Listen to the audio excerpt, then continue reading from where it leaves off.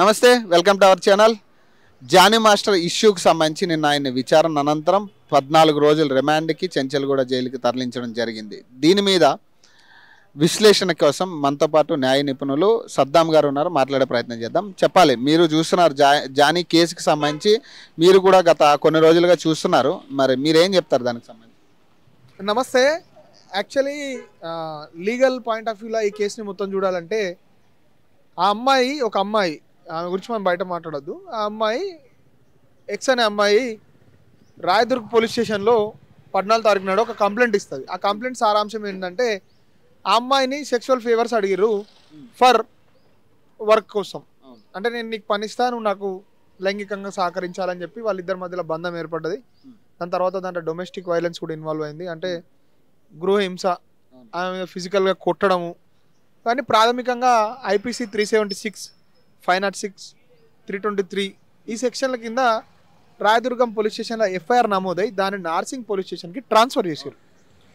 Transfer చేసినప్పుడు దాంట్లో జరిగిన చాలా కీలక పరిణామం ఏంటంటే 0 ఎఫ్ఐఆర్ని యూజువల్గా ట్రాన్స్ఫర్ చేస్తారు. చేసిన తర్వాత వెంటనే దాన్ని ఆ నార్సింగ్ పోలీసు వాళ్ళు పుటప్ చేసి జానీ మాస్టర్కి రీచ్ అవుట్ కావడానికి ట్రై చేశారు. జానీ మాస్టర్ కొన్ని కారణాల వలన, లేకపోతే బయట ఉండడం వలన తను అక్కడ ఇక్కడ ఉండడం చెప్తే తనకు సంబంధించిన ఫోన్ సిగ్నల్స్ ద్వారా గోవాలో అరెస్ట్ చేసినట్టుగా ప్రాథమికంగా తెలిసింది. దాని తర్వాత ఉప్పరపల్లి పోలీస్ స్టేషన్ తీసుకుపోయారు. ఎప్పుడైతే ఆ అమ్మాయికి సంబంధించిన స్టేట్మెంట్ రికార్డ్ అవుతుందో ఆ అమ్మాయి నేను మైనర్గా ఉన్నప్పటి నుంచి నా మీద ఈ అసాల్ట్ జరుగుతుందని చెప్పిన వెంటనే దాన్ని ఆ మెజిస్ట్రేటు ఫోక్సో కూడా యాడ్ చేసింది.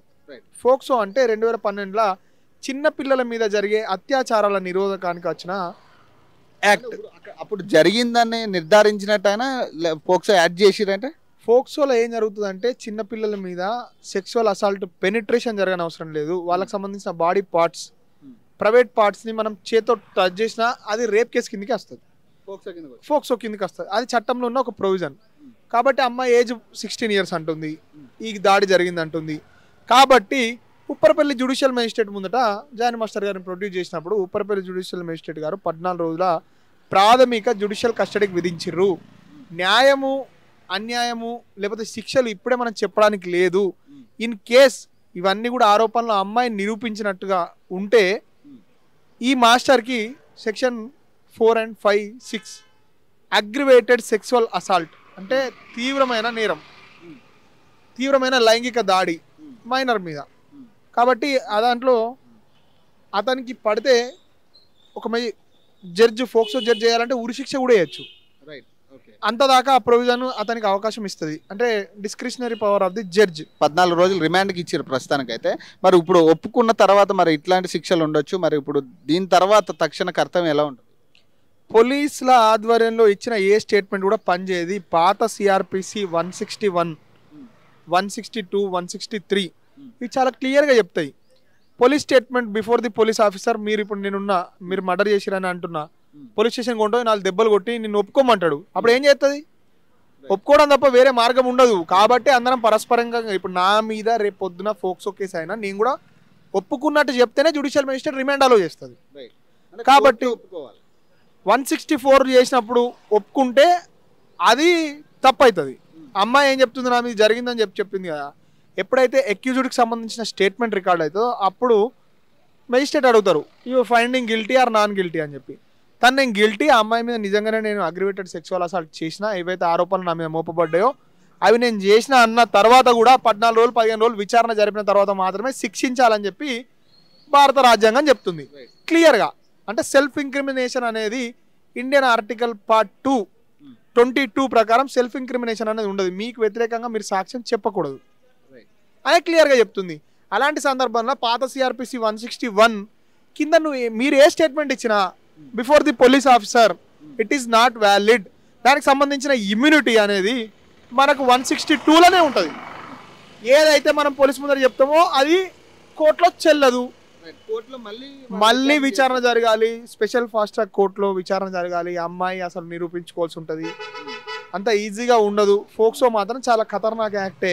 మరి ఈ కేసులో మరి మీరేం చెప్తారు? మీ అనాలిసిస్ ఇప్పుడు ఈ కేసులో జరుగుతున్న పరిణామాలు కావచ్చు, ఇప్పటిదాకా జరిగినవి కావచ్చు, ఇక మీద జరగబోయే పరిణామాలు కావచ్చు, మీ అనాలిసిస్ ఏంటి? అతనికి బెయిల్ వస్తుంది. మానిటరింగ్ పీరియడ్ ఉంటుంది.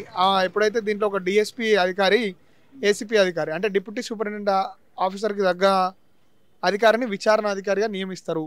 ఎప్పుడైతే 164 ఓల్డ్ సిఆర్పిసి ప్రకారం కంప్లీట్ అవుతుందో ఆ గ్రౌండ్ కింద బెయిల్ తీసుకోవచ్చు. అమ్మాయి నిజంగా ఈయన మన మాస్టర్ ఇట్లా ఇంకా ఇబ్బంది చేస్తున్న ప్రయత్నం చేస్తే ఆ అమ్మాయి పైకోర్టుకు అప్పీల్ క్యాన్సిల్ చేసిన బెయిల్కి పోయే అవకాశం ఉంటుంది. అంత దాకానైతే రాదు. దాదాపు కూడా ఈ కేసుకు సంబంధించినంత వరకు చాలా పెద్దలు ఇన్వాల్వ్ అయ్యారు. అంటే ఒక రెండు రాజకీయ కుటుంబాలు ఇన్వాల్వ్ అయినాయని మనకు ప్రాథమికంగా వినబడుతుంది. మనం ఎవరి పేరు చెప్పడానికి లేదు. ప్రముఖ హీరోల మధ్య జరిగిన ఘర్షణ వల్ల ఈ అమ్మాయితో ఇతని మీద కేసు పెట్టించారు అనేది మనకు తెలిసిన విషయం. బట్ మనం లీగల్ ఫ్రేమ్లో మాట్లాడినప్పుడు మాత్రం ఈ కేసుకు సంబంధించినంత వరకు బెయిల్ వస్తుంది. 40 రోజుల నుంచి 60 రోజులలో బెయిల్ వస్తుంది. ఇప్పుడే శిక్షలు పడాయి. 2-3 years ఆఫ్ లాంగ్ బ్యాటిల్, అప్పుడు లీగల్ బ్యాటిల్ తర్వాత మాత్రమే మనం చెప్పగలుగుతాం. 2-3 సంవత్సరాలు పట్టొచ్చు, అంటే శిక్ష 5 సంవత్సరాలు కూడా పట్టొచ్చు. ఇప్పటికిప్పుడు జానీ మాస్టర్కి వచ్చిన ప్రమాదం ఏం లేదు, బెయిల్ తీసుకొని రావాలి. ఇవే గ్రౌండ్స్. ఇన్ని రోజుల నుంచి ఎందుకు ఆ అమ్మాయి నా మీద రేప్ జరిగిందానికి పోలీస్ కంప్లైంట్ ఇవ్వలేదు, ఇచ్చినప్పుడు మరి సాక్ష్యాలు ఏం ప్రొడ్యూస్ చేసింది, ఇలాంటి అంశాలు చెప్తారు. చెప్పినప్పుడు వాటి కింద మానిటరింగ్ పీరియడ్లో 40 to 60 daysలో బెయిల్ శాంక్షన్ అవుతుంది. ఆ కేసు ట్రయల్కి వెళ్ళిపోతుంది. ఫోక్సో స్పెషల్ జడ్జి విచారిస్తారు. జానీ మాస్టర్ రెగ్యులర్గా అటెండ్ కావాల్సి ఉంటుంది. అమ్మాయికి సంబంధించిన స్టేట్మెంట్లు, జానీ మాస్టర్కి సంబంధించిన స్టేట్మెంట్లు, సాక్ష్యాలు, ఆధారాలు చూసినాక ఓ 3-4 ఏళ్ళ వరకు శిక్ష పడితే పడుతుంది, లేకపోతే లేదు. ఇప్పుడు మాత్రం శిక్ష పడదు. ఇవన్నీ వస్తున్న వార్తలన్నీ కూడా స్పెక్యులేషన్సే.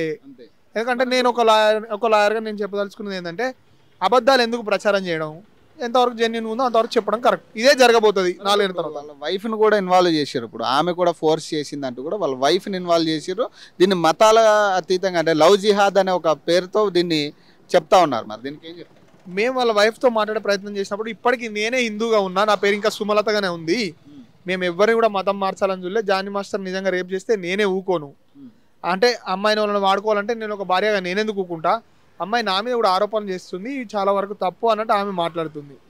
లవ్ జిహాద్ అనే యాంగిల్ ఎక్కడ ఇన్వాల్వ్ అయిందంటే నిందితుడు ఫలానా మతానికి చెందినవాడు కాబట్టి కొందరు మాత్రమే దీన్ని లవ్ జిహాద్ యాంగిల్లో చూడాలని అంటున్నారు. ఇది ఒకటి దాదాపు కూడా కాదు. ఎందుకంటే వాళ్ళ సుమలత అనే అమ్మాయి ఎవరైతే భార్య ఉందో ఆమె ఇప్పటికీ పేరు చేంజ్ చేసుకోలేదు. ఆమె పేరు ఇంకా సుమలతగానే ఉంది కదా. నిజంగా ఆమె హిందూ స్పిరిచువల్కి సంబంధించిన పండుగలలో పార్టిసిపేట్ చేయడం అవన్నీ ఉన్నాయని చెప్తున్నారు కదా. మరి అంటే ఈ విషయంలో అయితే మరి బెయిల్ అయితే వస్తుంది అంటారు. Bail is the right, jail is అనే ఎక్సెప్షన్ అని చెప్పి సుప్రీంకోర్టు జడ్జిమెంట్ చెప్పింది. నిజంగా అంత ప్రాబ్లం ఉంటే అమ్మాయికి ప్రొటెక్షన్ ప్రభుత్వం ఇవ్వాల్సి ఉంటుంది. ఇంకా దానికంటే మించి ఏమైనా జరగాల్సి ఉంటే క్యాన్సిలేషన్ ఆఫ్ బెయిల్. ఇప్పుడు ఒకటే జడ్జిమెంట్ అండి, క్లియర్గా ఉన్నది. పి చిదంబరం వర్సెస్ సిబిఐ అనే జడ్జిమెంట్ క్లియర్గా ఏం చెప్తుంది అంటే 3, ఒకటేమో ఫ్లైట్ రిస్క్, ఒకటేమో థ్రెటనింగ్ ఆఫ్ ఎవిడెన్సు అంటే trashing of evidence, threatening of victim. ఈ 3 సందర్భాలు మాత్రమే బెయిల్ ఇవ్వద్దు అని చెప్తుంది. ఈ 3 సందర్భాల్లో కోర్టుకు ఎన్షూర్ చేసి పాస్పోర్ట్ డిపాజిట్ చేసి నేను ఈ అమ్మాయి జోలికోను, విచారణ అంతా కూడా కోర్టులో ఉన్నప్పుడు నాకు బెయిల్ ఇవ్వకపోవడానికి ఎలాంటి రీజన్ లేదని చెప్పి జానీ మాస్టర్కి సంబంధించిన లాయర్లు ఒక మాట కోర్టు ముందర చెప్తే with in the frame work అయిపోయినాక 164 స్టేట్మెంట్ ఓల్డ్ సిఆర్పిసి ప్రకారం అయిపోయిన వెంటనే బెయిల్ వస్తుంది. Thank you.